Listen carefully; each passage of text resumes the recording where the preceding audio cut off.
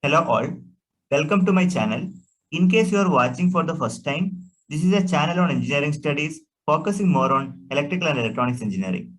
Please check the description link for more videos. Also, please like, share and subscribe. Do click on the bell icon. Get notified as I upload new video on every week. I also have one more channel related to training on various competitive examination preparations. The name of the channel is Winners Capsule, and I'll be putting the link in the description box.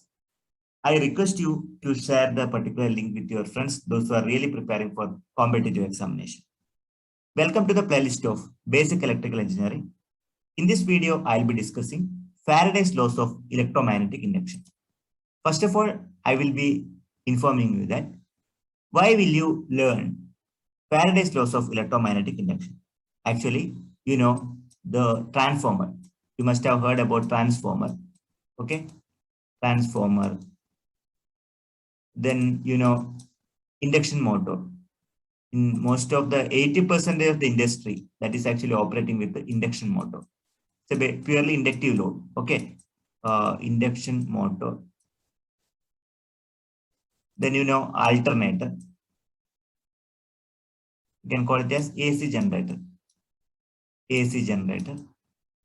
Then induction stove, which you are using in your kitchen. Induction stove.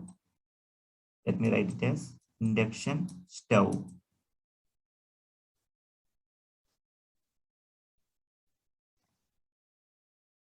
You can able to see the list of appliances.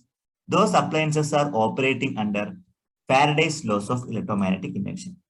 As an electrical engineering students or basic engineering students, if you are learning any kind of engineering, you need to know what is Faraday's laws of electromagnetic induction. It is a fundamental law which is developed by Michael Faraday. So that is why it is called Faraday's law. There are two postulates, theory 1 and 2. I mean Faraday's law, first law and second law. Likewise, you can explain. Clear? Apart from that, you need to learn about self-induction and mutual induction. That I will be letting you later. First of all, let us discuss the statement 1 of Faraday's laws of electromagnetic induction. You can call it as first law of Faraday's laws of electromagnetic induction. Moving on to the statement, any change in magnetic field of a coil of wire will cause an EMF to be induced in the coil. With respect to change in magnetic field in the coil, results an EMF induced in the same coil. And also, this EMF is known as induced EMF. Okay, you can call it as induced EMF. And if the conductor circuit is closed, already induced EMF is formed. Suppose if the conductor circuit is closed, definitely the current will circulate through the circuit. And if you connect any type of bulb is going to brighten. Okay. Then let me ask one question. How does magnetic field changes? What are the different methods to change the magnetic field? The first point is by moving the magnet towards and away from the coil, as like this. This is a magnet. If you move the magnet towards and away from the coil, the voltmeter deflection also you can able to observe. Clear? And also let me discuss the second point. By moving the coil into or out of the magnetic field, vice versa. Suppose if I am moving entire coil system towards the magnet and away from the magnet, definitely you can able to observe the deflection in the galvanometer. Vice versa, you can explain in two manner. Suppose if I change the area of the coil placed in the magnetic field, so that is also matters a lot. You know that the total flux, or you can call the flux density. Flux density is equal to the total flux divided by unit area. Or else I can write it as phi is equal to B into A. That means the flux will be directly depending on the area also. Okay. So flux and area, you can able to say that both are related to each other. As the area increases, more number of flux passes through by rotating the coil relative to the magnet. That is also absolutely change in the induced EMF. So these are the different method of changing the magnetic field. Okay. So anyway, consider a coil. Then if you pass the magnetic field, if the magnetic field is nearby coil, definitely there will be an induced EMF. Okay. if you connect a particular conductor in a closed path, definitely current is going to flow through that particular conductor. So this is known as Faraday's law, is known as the Faraday's laws of electromagnetic induction. In that first law, Faraday's first law. Okay. And the EMF which is formulated in this manner, that is called self-induced EMF, or you can call induced EMF. Induced EMF, or someone can call it as induced EMF. So this is regarding Faraday's first law.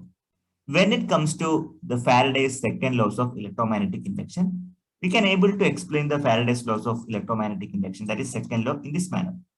It states that magnitude of induced EMF in the coil is equal to the rate of change of flux linkage with respect to the coil. So the magnetic flux, the induced EMF which is generated in the coil, that is directly proportional to the rate of change of flux linkage in the coil.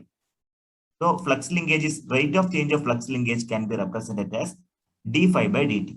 And also the induced EMF will be directly depending on the number of turns of the particular coil. As the number of turns of the particular coil increases, obviously the induced EMF in that particular coil also getting high.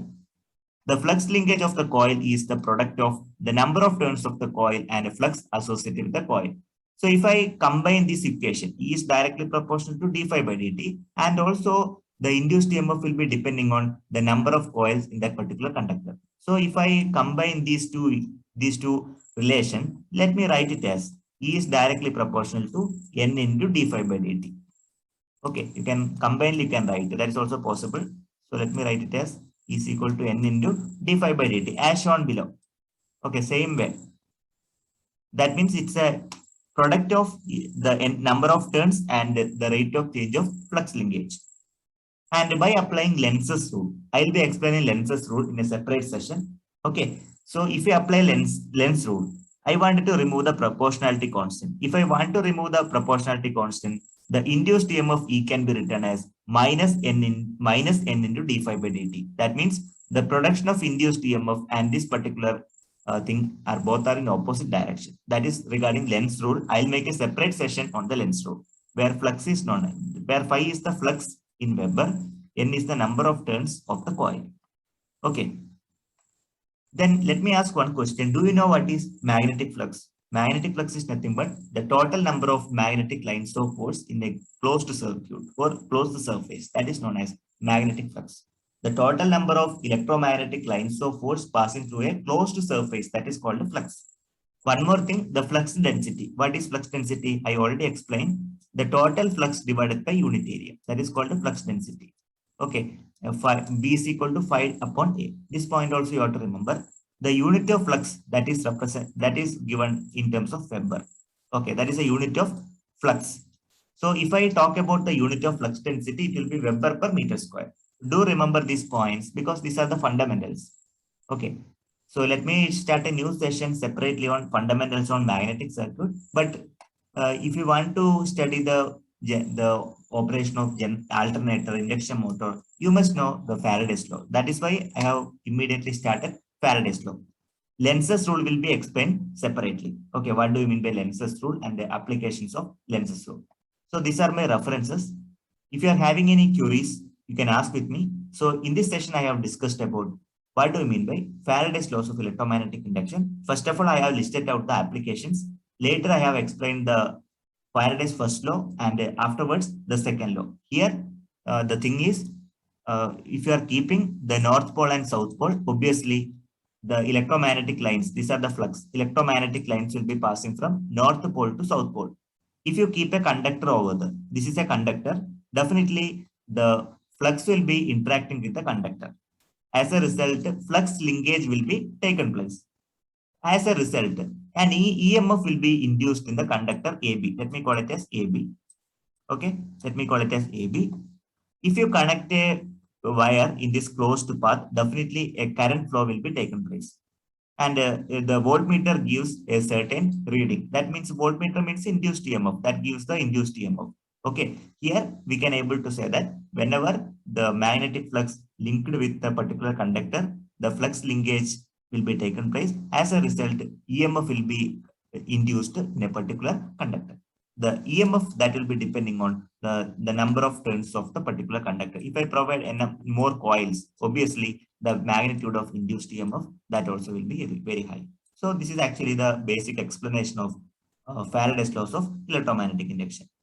So we have discussed Faraday's first and second law with a certain description, certain example as well. Okay. So if you are having any questions, you can ask with me. Finally, thank you very much for watching this video.